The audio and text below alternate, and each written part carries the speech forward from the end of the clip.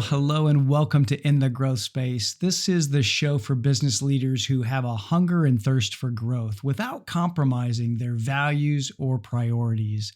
I'm your host, David McGlennon, and I'm really glad that you're listening in. I like to share stories of growth around business, teams, and personal growth here on the show.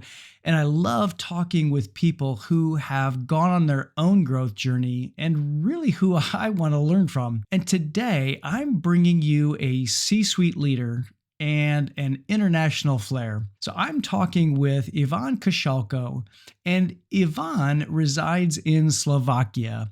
He is an experienced C-level executive in a global environment, and Ivan was responsible for operations of 7 plants within the porcelain insulators business of Seves Group on 3 continents, Europe, Asia, and South America. He was also a plant manager in Sweden and both executive director and statutory chairman in Germany and Slovakia, and chairman in Austria, Thailand, and China. So like I said, a real fantastic international flavor today. He's served on several boards of nonprofits and universities, including the Rating Committee of Slovak Rating Agency. He's been a founding member of the Business Alliance of Slovakia, who aims for improvement of business environments within the country of Slovakia, and currently he serves as its president. He truly is a lifelong learner, and he's traveling all the way from Slovakia to attend Turning Point, which is coming up in a few weeks, and you're going to hear us talk about that a little bit. You really are going to love this conversation with someone who will inspire you towards your own growth journey.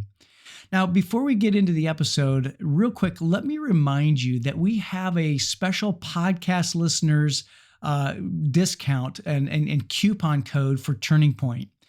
And if you come, you'll get to meet Ivan, along with a few other people who you've heard here on the podcast. So all you need to do is put in the coupon code box the word podcast. Make sure it's in all capital letters, podcast, on the registration page. And you can get to that registration page at www.davidmcglennon.com/Turning Point. And the T and the P have to be capitalized, Turning Point. So make sure that the word podcast is in all capital letters, and in that coupon box, you'll get our special podcast listeners rate. If you have any questions, send an email to admin@davidmcglennon.com, and someone from the team will help you out. It's really such an impactful and life-changing event, and it's impacted me a ton, and it's really why I'm bringing it to the U.S. again.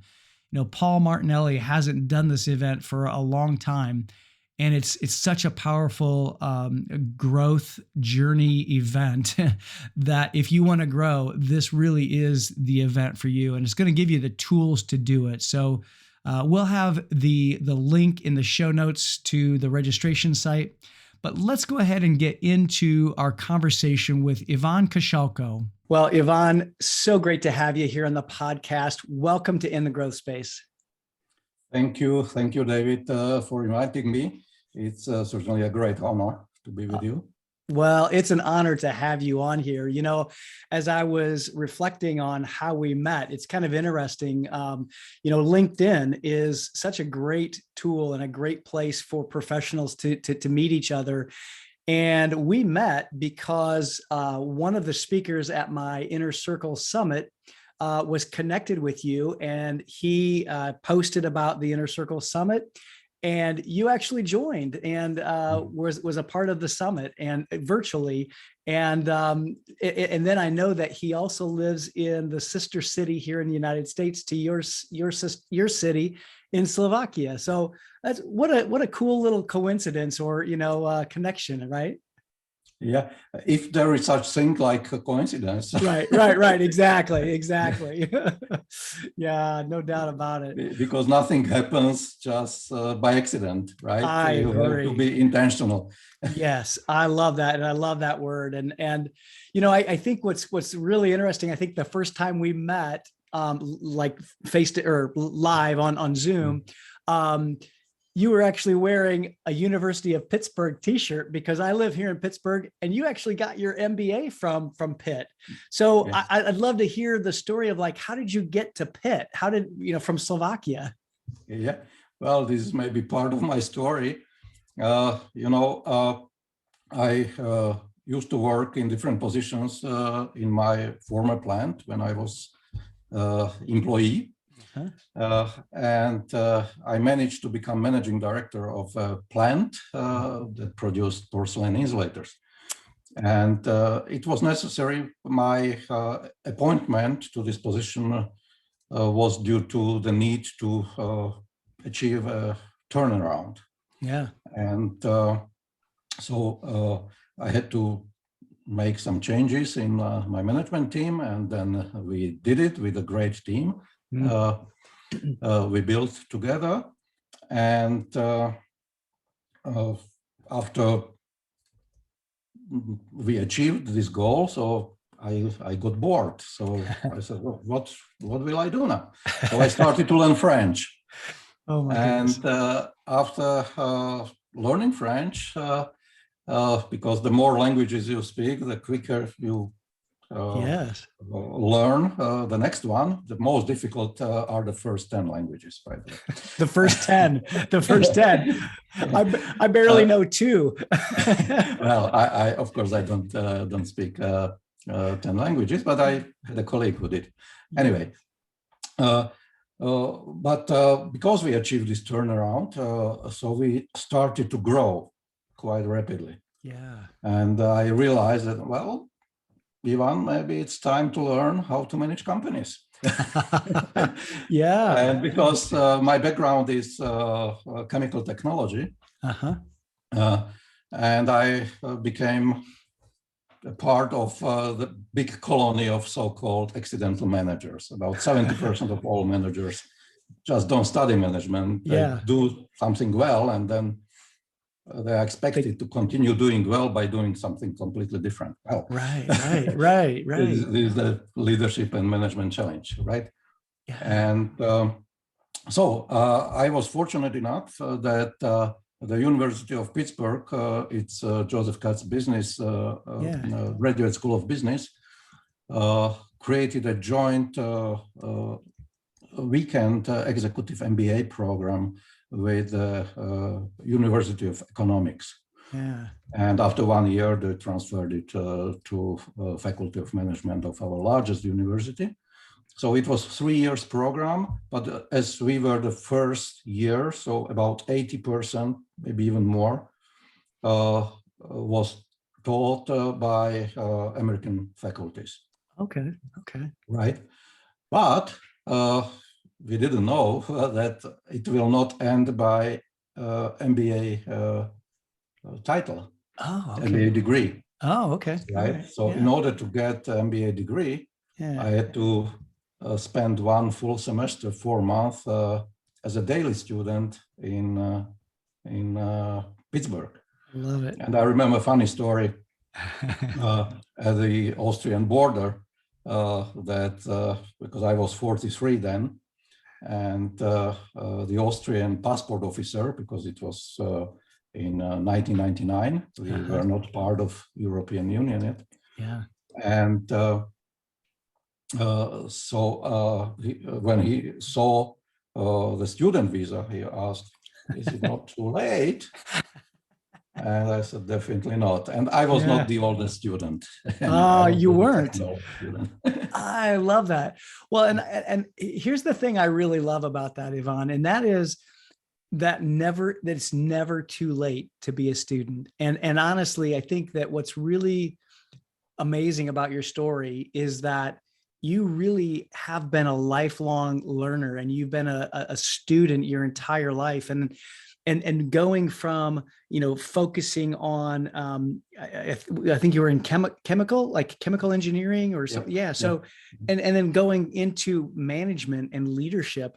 I loved how you termed that, accidental management, because I think that's often how things happen. But you truly were a learner and have been a learner your entire life. And I think that that's a really important thing for the listeners to catch, because look, even at 43, 53, 63, it doesn't matter. You can continue to learn. I actually know one person who's probably listening to this podcast right now. It's perhaps a little bit older than that, that is continuing to learn as well. And I think that really is what this podcast is all about. It's about being able to continue to grow in our lives, because if we don't have that, what do we have? I mean, it's, life is not too, I don't think it's too amazing unless you start to keep learning. Yeah, definitely. And I can only underline this, what you said, because I think the older I am, the more I learn. Yes. Because, the saying that the more you know what you don't know. What you don't know. Yes, exactly. So actually, one of the challenges right now with my coach is that I need to unlearn something Sure. in order to create space for new learning. Yes, yes.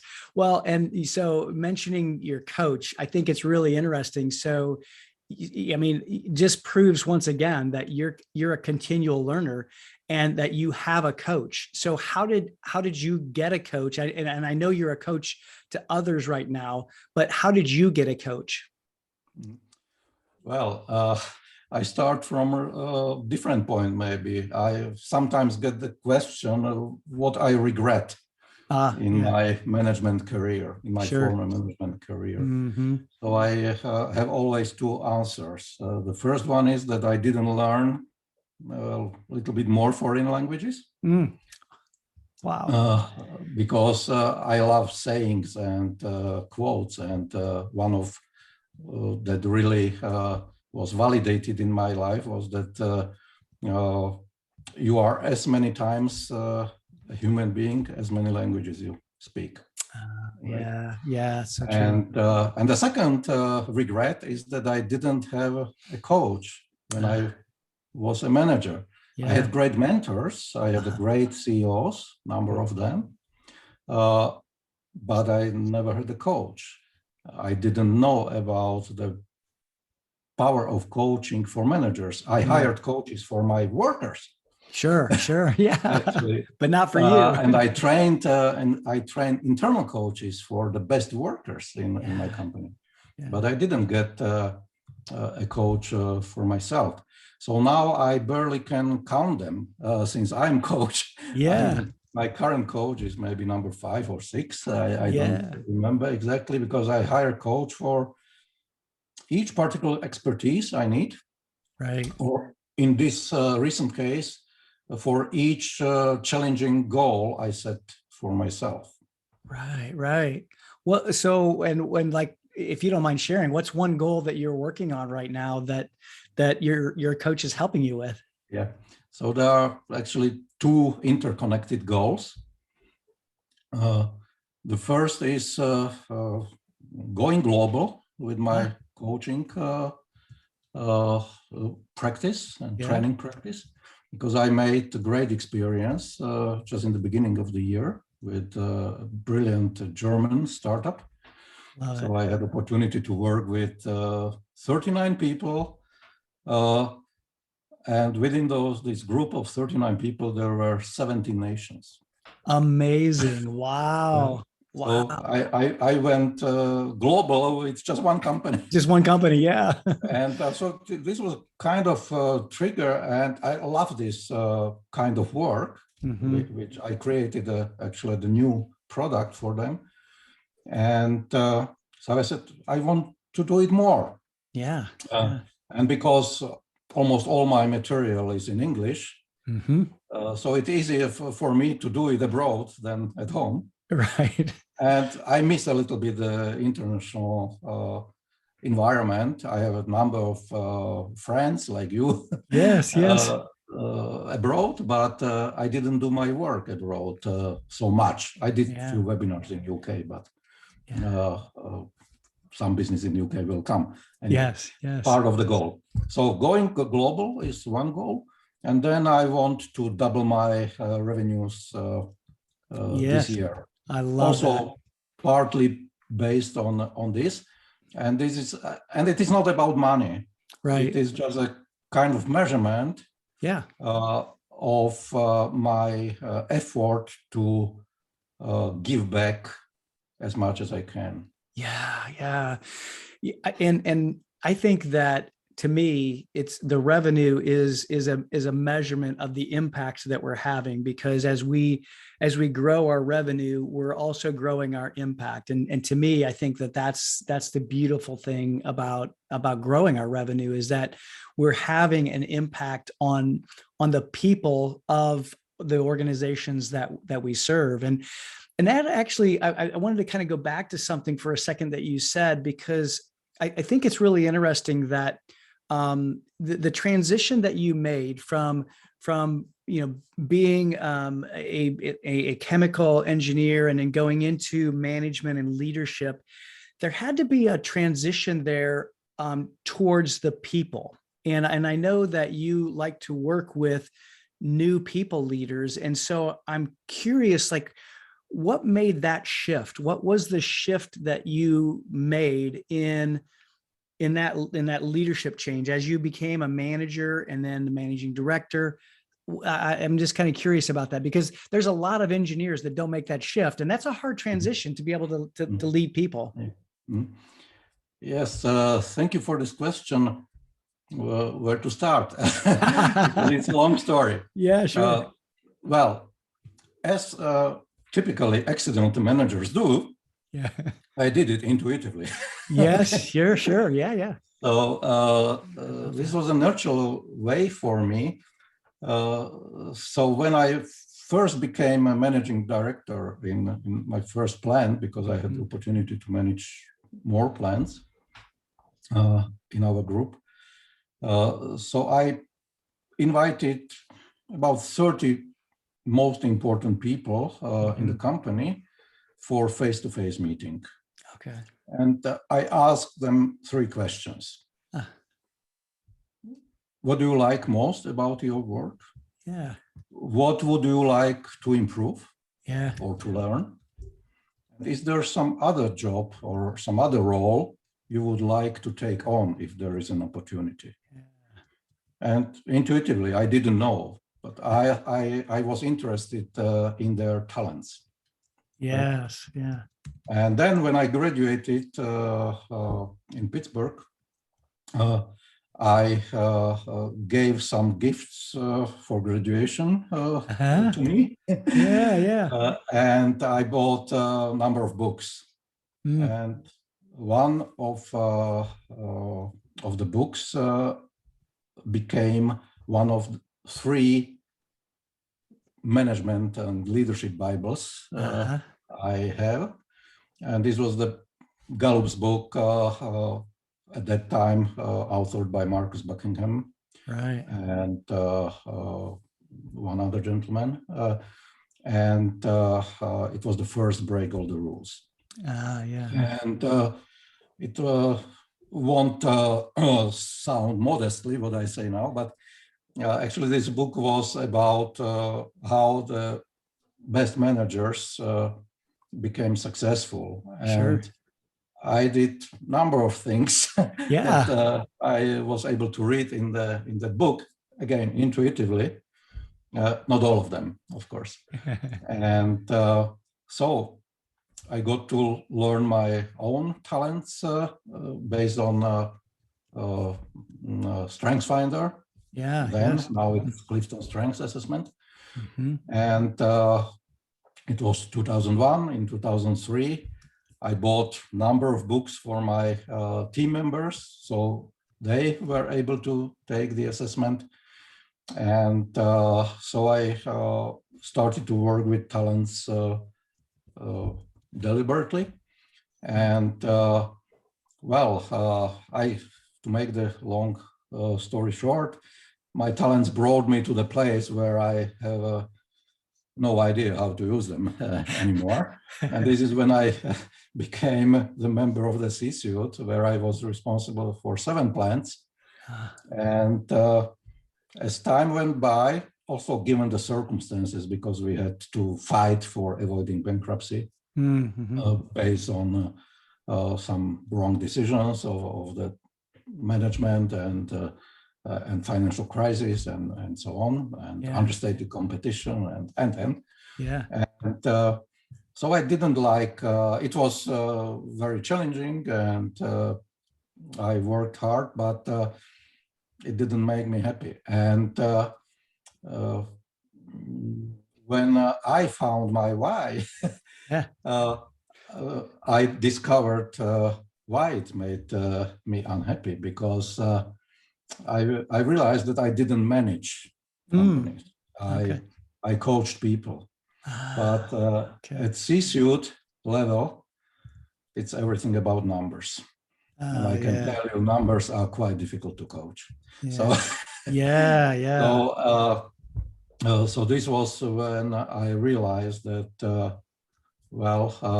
I better do something what I like more. Yeah.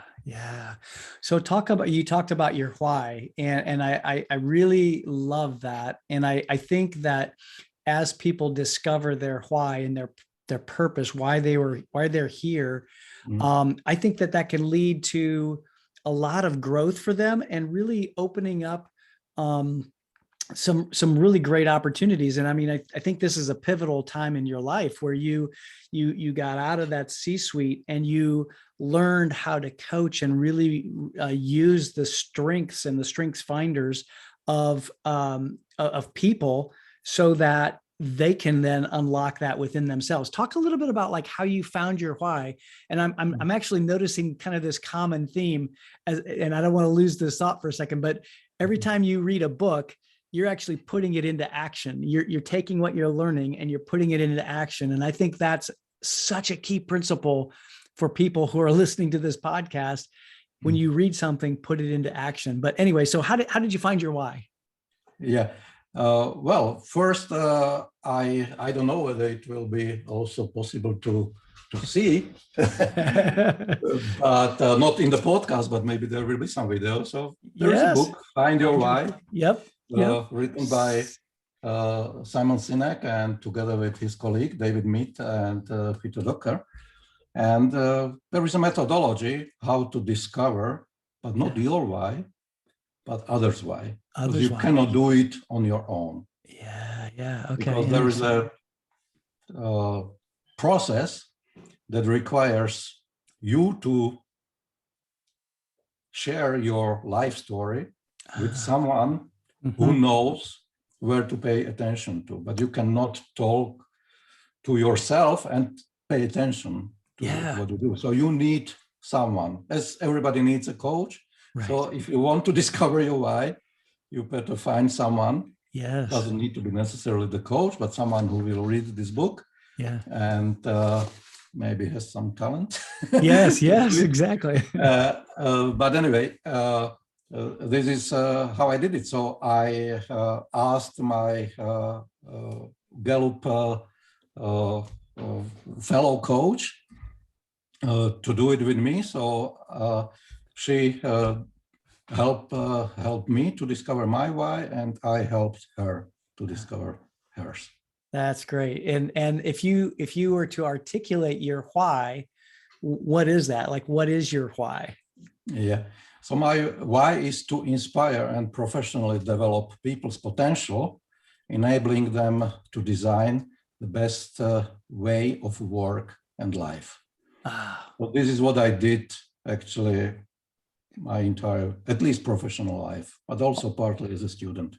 All your career. Yeah. Wow. That's. You remember the 3 questions were basically about my why. Yes. Right. Yeah. That's so good. That is so good. Well, and you obviously you read the original, Start With Why with Simon Sinek. And so I guess, what did you learn from that? And like, what was it that really pulled you into discovering your why? Is there something, was there a pivotal time in your life that you just said, I kind of want to know this, and that led you to going with your Gallup colleague to actually find each other's why? Yeah, well, simply as everybody knows, I think Simon is an extremely inspiring person. He is. And his why is about inspiring other people to do something what will inspire other people. Yes. So actually, he is responsible. He's it. He's the man. Yeah. So he's the inspirational man who succeeds to move the people to action, because this is everything. Because when we spoke about learning, yesterday I watched a quite interesting webinar where it was explained the difference between learning, mastering the knowledge, and mastering yourself. So I can read all my books here, and if I didn't take an action, then it was just waste of time. Yes, right. So as you mentioned, that it's needless to read book if you are not committed to take at least some action. Yeah, some action. Yeah, exactly. Well, and I think that that's, as you, something that we talked about before we even got on the air here, is your values. And I think, and I'd love for you to talk a little bit about your values, because I know that was a part of your why and discovering your why. But you talked about how you changed your values from being nouns to verbs. And I may be putting words in your mouth, but that's just the way I kind of think of them, because when I work with companies in their culture, I try to take them away from just articulating their values and creating behaviors. So going from the nouns to the verbs so that we can take action. So talk a little bit about your values and maybe even how you discovered those, because I think that's an interesting part of your journey as well. Yes. So again, it was inspiration by Simon Sinek when I attended the book club where he prepared himself for the second issue of his Start With Why bestseller. And in the discussion, he mentioned that it is better to use verbs because nouns are not actionable. And this is what I find in many companies. And it was also a big challenge, or maybe not so much challenge, but it was a priority for me in my former company, where we created the company values in the team. And then I designed training, and I trained hundreds of employees how to live those values, because this is the problem. And verbs help to navigate the people how to live. Right. And so that's why I did it for myself immediately. And if you look to my Twitter account, then you will see maybe 10 other posts or tweets where I randomly selected some values and played with it and how it could be lived up using verbs. So I did it, of course, I started with my own values. And so when I created my business, so simply I considered it for essential strategic element of how to communicate my business to my clients, because they should know who is going to provide service for them. And I think values should communicate it. But little did I know that the nouns will not communicate it clearly. So my original values were just 4 words, and it was honesty, accountability, grit, and professionalism. And which those are all good. Those are all great. Yes, but if I ask you, David, what do you understand under honesty? What is honesty to you? It's hard to tell. I mean, it may mean something different from me to you, perhaps. And so exactly. So we need to bring more clarity. So verbs bring more clarity to values. So honesty to me, and in particular to me as a coach, is be radically candid. Yeah, be radically candid. I love that. Yeah. Which brings me to the other book, right? Yes, exactly. I love that. So, because as I wrote in other book again, the role of the coach is really to say what the client doesn't want to hear. Yes, yes. The coach needs to help to see what the client doesn't want to see, so Absolutely. they can become the best version of themselves. Yes. Right. So and that's why being radically candid is the value that I bring to my clients. It's not about me. It's what I bring to your clients. Yeah, I love that. Okay. Yeah, Okay. yeah. Accountability. Yeah. Is to me be aware of the impact of your decisions. Yeah. Right. Accepting responsibility and owning that. Yeah, I love that. Yeah. And I mean, not only the first impact, but also secondary impact, maybe. Yes, so yes. We need to think about it, right? Interesting, yeah. So grit for me is never give up. Yeah, yeah, just keep on going. Yeah. And professionalism, another help from the book, yes. Sharpen your soul. Yes, I love that. Well, and I know I do know something about you that, you know, as you sharpen your saw, you are constantly doing things to do that. And one of those things I know you're coming to the United States for. So talk a little bit about that. Talk a little bit about sharpening your saw. Yeah. Well, as I grow my business and as I set the goals for me, I realized that for sure, I will need a lot of help. So one help comes from my coach, but another help was triggered by you during your Inner Circle Summit. Your guest speaker number one, Paul Martinelli, basically inspired me again. I love that. To join you for this event. And my coach just encouraged me to follow this instinct because he made his own experience with this program. And he warned me that I will return as different human being. So awesome. I'm looking forward to that. And yes, so I need to find out how far actually I want to go. Right, right. Whether I want to build a company, so I leave even more legacy. When I decide to retire, which I cannot imagine, by the way. I love that too. There are some people around who might be interested to work with me together. Yes. Maybe I think about building a company that would provide even more holistic coaching.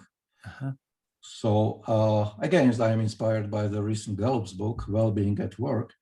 So where I would like to cover all 5 elements of well-being, which is the well-being at work, well-being at relationships, well-being financially, physically, and well-being at the community you live in. Very nice. So I know more and more people who maybe would be interested to join me. And I am looking forward to get some more inspiration from you, from Paul, for the people that will be around.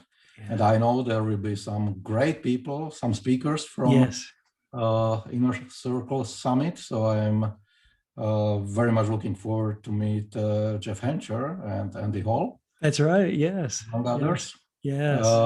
So there will be high quality people, and I hope I will be able to bring little colony from Slovakia. Yes, yes. But unfortunately, the situation so close to our border Right.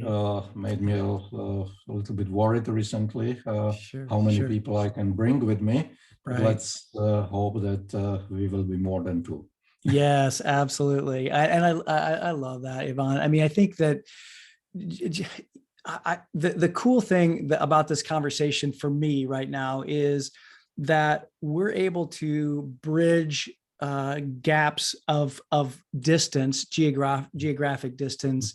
We're able to bridge um, cultural differences and cultural gaps, and yet we come together because we want to grow. And I think that the thing that you're talking about at Turning Point, being able to be around other people and from different walks of life, from different experiences, and being in the energy of that room is going to be the thing that does a lot of transformation. There will also be some, of course, experiential parts of Turning Point that we'll get to put into practice, taking action on the things that we learn in day one.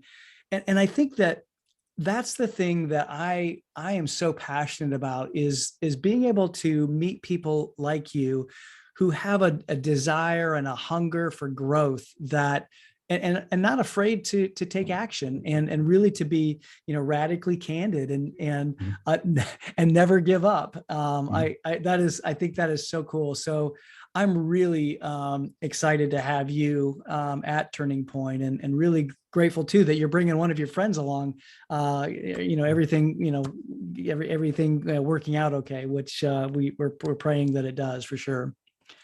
I thank you, David, for bring this to my attention.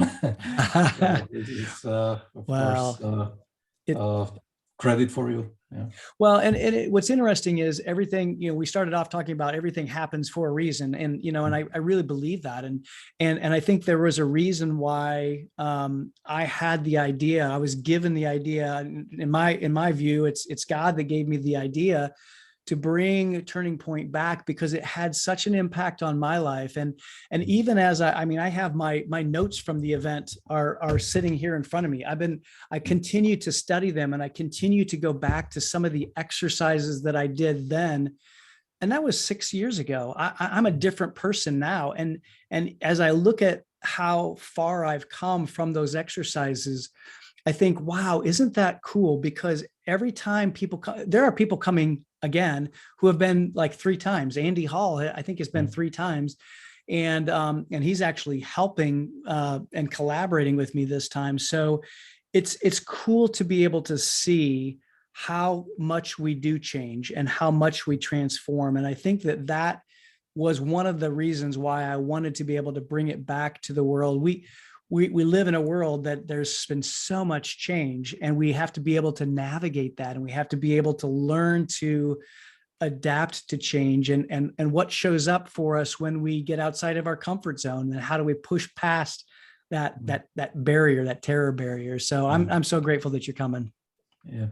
Yes, I'm very much looking forward to even bring my stress resilience a little bit farther, if it is possible. Yeah. Because among other things, I work with the EQ model from emotional behavior at work. Actually, my results show that I am extremely stress resilient. And I often get a question whether it was always that way, or whether it was a result of certain process. And I think, of course, I don't have old data, but I think what made me stress resilient was frequent exposure to the place out of my comfort zone. Yes, and I did it intentionally. So I, whether it was studying foreign languages more than my classmates, maybe studying management along with managing a plant, maybe working as managing director in 2 plants simultaneously, Yeah. Germany and Slovakia, and then more. So I was always ready to give it a try to something new that triggered learning, additional learning. And step by step, I think my stress resilience grew. Increase. So, Yes. And I wonder, maybe I want to test it. Yes. Yes. Absolutely. Absolutely. Right? Because no assessment is 100%, right? Right. So maybe, but no. What talking about everything happens for a reason. One reason is that I like the word impact. I have sometimes difficulties to translate English words to Slovak, and there are some words that don't have the good translation, and impact is one of those words. And that's why I like the name of your company. Even one of my former CEOs told us when he started as a new CEO that, guys, do you know what is your role in the C-suite management? And we said, okay, help and guide and lead, and we need to have an impact. Otherwise, we are not needed. Yes. That's interesting. So impact is something what makes me happy now, because now as a coach, I have a much stronger impact on my clients than I had on my employees. On your employees, on my colleagues before in the companies. That's amazing. I'm sure. Yes.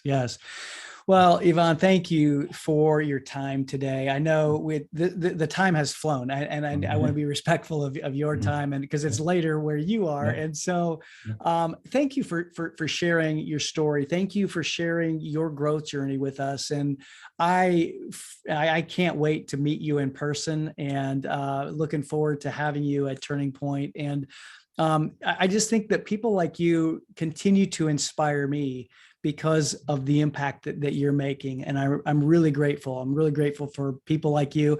I'm grateful for Dr. Brian Glodkowski, who actually was the catalyst for us connecting. So so thank you for your time today. I appreciate it. Thanks for sharing your story. You're welcome. And I thank you for inviting me.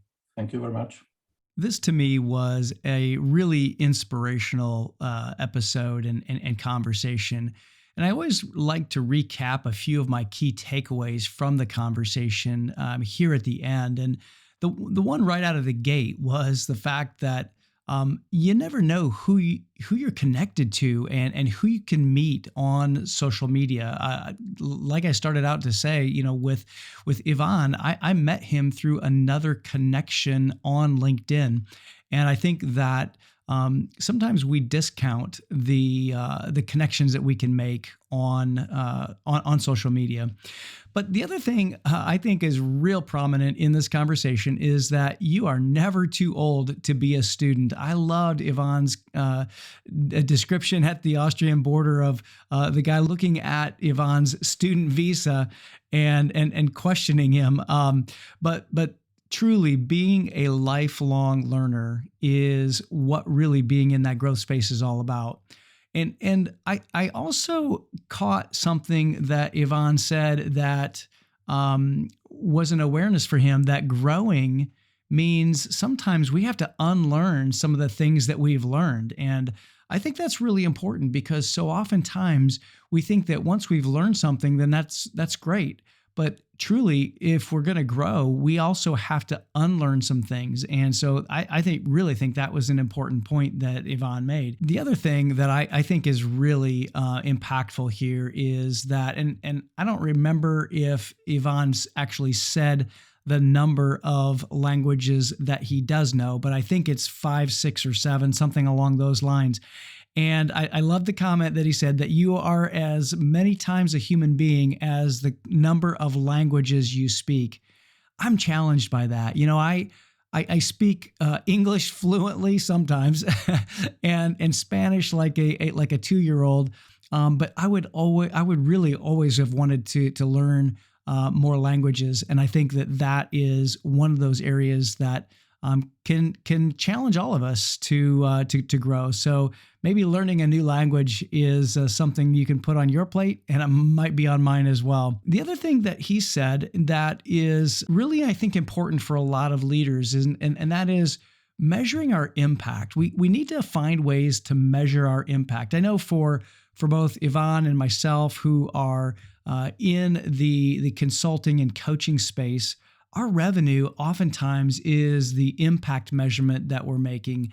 And it could be something different for you, but somehow measure the impact that you're making. Another point that Ivan made that I think is really important as leaders is that we've got to tune into our intuition, and we've got to ask ourselves questions, and we have to pay attention to that intuition and that small voice that's telling us to move forward in some way. And speaking of moving forward, he brought up a great point about reading, because I'm an avid reader, as many of you already know. But if we're just reading and we're not putting anything into action, that's where we're really missing the boat. We've got to be able to take what we're learning, take what we're reading, and put it into action.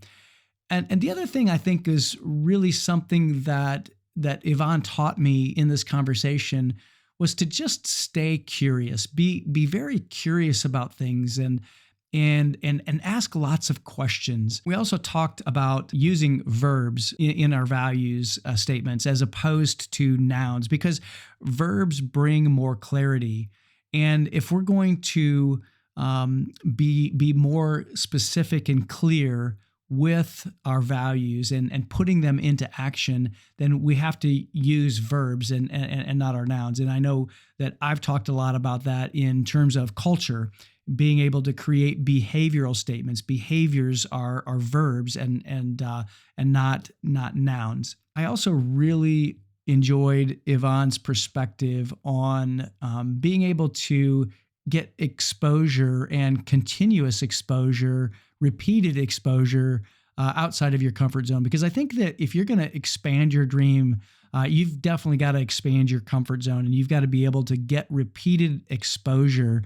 And he talked about resilience and being very resilient. And that actually comes with being uncomfortable. So being comfortable, being uncomfortable, and really being able to navigate change, which is really a part of the growth journey, and having that frequent exposure to getting outside of your comfort zone, I think is one of the reasons why Ivan is coming to Turning Point. And so I'd love for you to meet him at Turning Point. So I just want to invite you here at the end of the podcast to check out Turning Point. Go to davidmcglennon.com/Turning Point and check out the event. As I said earlier, we have a podcast coupon code.